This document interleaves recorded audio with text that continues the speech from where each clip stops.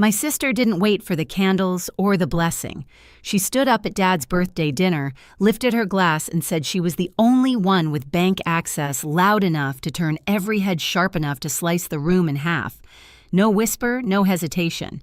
And everyone smiled like her brag was something to be proud of. Dad didn't. His hand shook barely, but I saw it.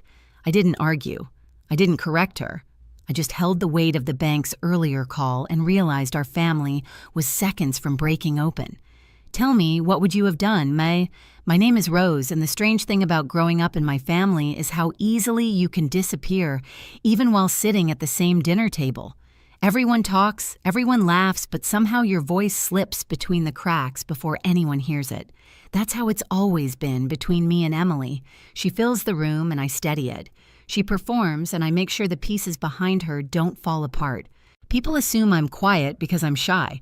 The truth is quieter than that. I learned early that in our house, harmony mattered more than honesty. If Emily glowed, we all pretended the light was warm. If Mom insisted things were fine, we acted like they were. And if Dad hesitated or forgot something, we looked away so he wouldn't feel embarrassed. It was easier than confronting the truth. Still, Dad and I had our own kind of rhythm. He'd call me when numbers confused him, or when a payment reminder popped up on his phone and he wasn't sure if he'd already handled it. I never made a big deal out of it. I'd just stop by after work, help him sort through a small stack of envelopes, drink tea in that old Denver kitchen, and leave before anyone labeled it favoritism. In our family, even kindness had to be quiet.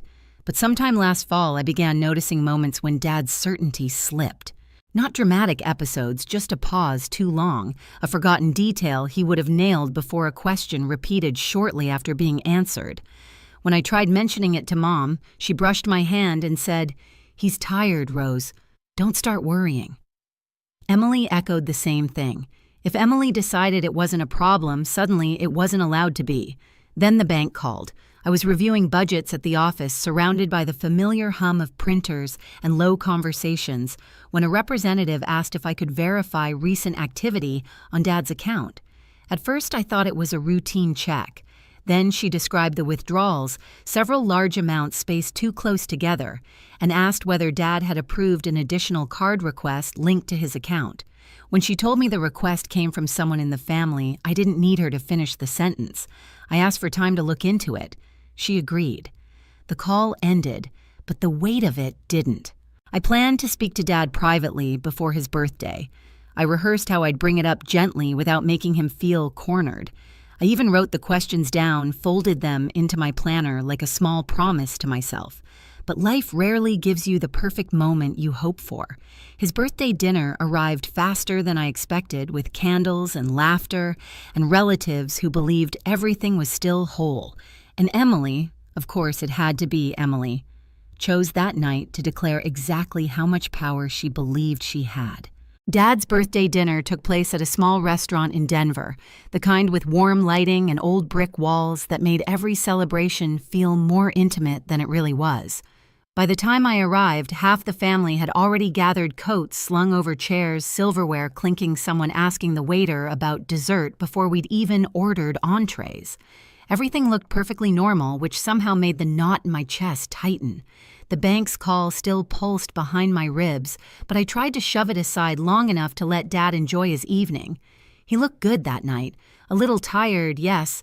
His shoulders held a heaviness I didn't remember from past birthdays, but his smile was genuine when he hugged me. He asked if I'd remembered to bring the candles he liked. I had. I always did. It was one of those tiny details he counted on me for, the kind no one else ever noticed until it went missing. Emily breezed in 15 minutes late, wearing a sparkly dress that made everyone turn to look at her. She apologized dramatically, as though she'd come straight from saving the world, and Mom clasped her hands like she was greeting royalty. The difference between how they welcomed her and how they greeted me was subtle but sharp enough to leave marks. I wasn't angry, just reminded. During appetizers, conversations circled around vacations, work stories, and whatever home projects people imagined they'd get around to someday. Dad laughed a few times, but I caught the moments when his eyes drifted, searching for a thread he'd lost. When he leaned toward me and asked what we'd just been talking about, something simple like Emily's new side table, I answered quietly, hoping no one noticed. Mom noticed enough to frown at me, not at the situation. Then the shift happened. Emily tapped her glass with her fork, 3 light chimes that silenced the entire room.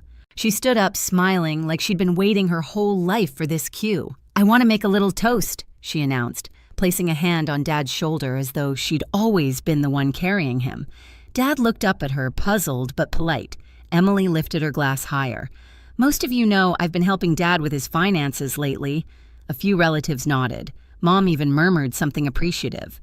Emily continued, her voice bright and proud. "And now I'm the only one with bank access. So no worries, Dad's completely taken care of." The room reacted exactly the way she wanted. Smiles, soft laughter, a few raised glasses, the kind of approval that always seemed to fall into her lap. But Dad didn't smile. His jaw tightened almost imperceptibly, and something inside my chest cracked. Everyone smiled, and none of them had any idea what those words meant. Not really. They didn't hear the uncertainty in Dad's voice when he'd asked me last month how to check a balance he'd already checked. They didn't hear the bank representative questioning unusual withdrawals. They didn't see the paperwork Dad had signed naming me the second safety contact. But I saw all of it playing behind my eyes like a warning. Emily basked in her moment. Mom dabbed her eyes like she'd been moved. And I sat there, pulse steadying into something cold and clear. I wasn't going to stay silent anymore. The applause after Emily's toast faded quickly, swallowed by the restaurant's soft music and the clatter of plates being cleared. But the silence between Dad and me lingered thick enough to taste. He avoided my eyes, studying the wrinkles in his napkin like they might offer him a way out of the moment. I knew that look, not confusion exactly, but the fear of it. The fear of not remembering what everyone else insisted he had agreed to. When dinner ended, people lingered near the door, hugging, laughing, promising to do this more often, though we all knew we wouldn't. Emily soaked up every compliment like sunlight. She didn't glance at me once. Maybe she thought I was too insignificant to threaten her version of the story. Or maybe she'd already decided Dad's account was hers to manage consequences, be damned. Outside, the Denver air was crisp, the kind that wakes you up whether you want it to or not. I wrapped my coat tighter and waited while Dad slowly made his way toward me. Mom hovered beside him, smiling too brightly, as if her expression alone could hold the entire family together. "You didn't say much tonight," she said. Her tone wasn't curious, just edged enough to warn me not to stir anything. "I didn't have much to say," I replied. And that was true. Not yet. Emily finally stepped outside, her heels clicking against the pavement. "Thanks again for tonight," she told Dad, looping her arm through his. "I'll swing by tomorrow to sort out the rest of the paperwork." Dad stiffened. It was small, but I felt it like a vibration under the ground. "What paperwork?" he asked. I watched a flicker of irritation cross Emily's face before she replaced it with a soft smile. "Don't worry about it, Dad. You already signed everything." "Signed what?" he repeated. Mom interrupted quickly. "He's tired. Let's not make him go through details now." But I couldn't ignore the unease curling through me. Dad's uncertainty wasn't a one-off moment anymore. It was becoming a pattern, and Emily was counting on it. She needed him confused, needed him quiet, needed everyone else believing she was simply helping. I walked them to their car, promising I'd stop by the next day. Mom looked relieved, like she expected me to smooth over whatever tension remained. Emily didn't look relieved. She looked annoyed. She didn't like when I was involved, especially in things she wanted to control. When I got home, I turned on the smallest lamp in my living room, the one that cast a warm circle over the coffee table. I pulled out the folder Dad kept in his drawer, policies, statements, payment logs, and spread them across the table. It didn't take long to find the inconsistencies. Withdrawals too close together, notes in Dad's handwriting that didn't sound like him, a request form with Emily's signature where his should have been. My hands didn't shake. I wasn't overwhelmed. I was strangely calm, like my mind had already decided something before I consciously realized it. This wasn't a misunderstanding. It was a pattern, and patterns break only when someone refuses to look away. I leaned back, staring at the papers lit by the soft lamp, and felt something inside me settle. The truth needed a place to land, and it wasn't going to wait another day. The next day felt strangely quiet, like the hours were holding their breath. I drove to Dad's house just before noon, half expecting Emily's car to already be in the driveway. It wasn't. The absence should have comforted me, but instead it made my pulse tap faster. Emily loved getting ahead of me. If she hadn't shown up yet, it meant she was planning something bigger than a head start. Dad answered the door slowly, leaning heavier on the frame than usual. His eyes lit up when he saw me, but there was tiredness there too, like he'd wrestled with thoughts he couldn't untangle. Inside, the morning light fell across the kitchen table where a half-finished cup of tea cooled beside his glasses. He gestured for me to sit, rubbing his forehead as he lowered himself into the chair opposite me. "Rose," he said, "did we talk about something yesterday I can't quite remember?" My heart squeezed. Not because he forgot, but because he knew he forgot. That awareness was a wound in itself. I kept my voice soft. "We didn't really get the chance to talk, Dad, but we need to now." Before I could continue, a car door slammed outside. Emily's heels clicked up the walkway. Mom followed her, carrying a folder thick enough to make my jaw tighten. They walked in without waiting to be invited the way people do when they're convinced they belong more than you do. Emily's smile was too bright. Perfect timing. I brought the rest of the documents Dad needs to finalize. Finalize what Dad asked, eyebrows pulling together. She ignored the question. Mom didn't even look in my direction. I rose slowly. "We're not signing anything today." Emily turned toward me, her expression flattening. "This doesn't concern you, Rose. It concerns Dad," I said calmly, "and the bank." The room snapped to attention. Emily froze mid-step. Mom stopped rustling the papers. Dad looked from one face to another, unsettled by the sudden shift. "What are you talking about?" Emily demanded. I reached into my bag and placed the printed statements on the table, withdrawal notes, the attempted request for a secondary card. Dad stared at them as if they were written in another language. "I got a call," I said, keeping my voice steady. "They flagged these payments. They thought something might be wrong." Mom bristled. "You should have come to us first." "I was going to," I answered. "But last night changed things," Emily scoffed. "Oh, please. Because of a toast, you're so dramatic. You said you had full bank access," I replied. "In front of everyone." "Because I do," she shot back. Dad's gaze whipped to her. "Since when?" Emily faltered. "Just slightly, but enough to reveal the crack. Dad, we talked about this. You said I could help. You signed the forms." He shook his head slowly. "I don't remember that." Mom stepped in quickly, too quickly. "Honey, you were tired that day. Let's not make this bigger than it is." But I wasn't looking at her. I was looking at Emily, and she was losing her grip. "I'm the one the bank called," I said, "because Dad listed me as his safety contact. They needed to confirm whether someone in the family was withdrawing large amounts on his behalf." Emily's voice rose sharp as broken glass. "Are you accusing me of stealing? I'm asking you to explain," I said. Her face flushed. "This is ridiculous." I took a breath and turned to Dad. "Did you authorize these payments?" "All of them." His confusion was painful to witness. I thought I did. Or maybe... He rubbed his temples. "I don't know anymore," Emily pounced. "See, he forgets things, Rose. That's why I'm helping." "No," I said quietly. "That's why you're taking advantage." The silence that followed was thick and electric. Mom inhaled sharply. Emily's jaw dropped open, her voice exploding into a pitch I'd never heard from her. Called about what?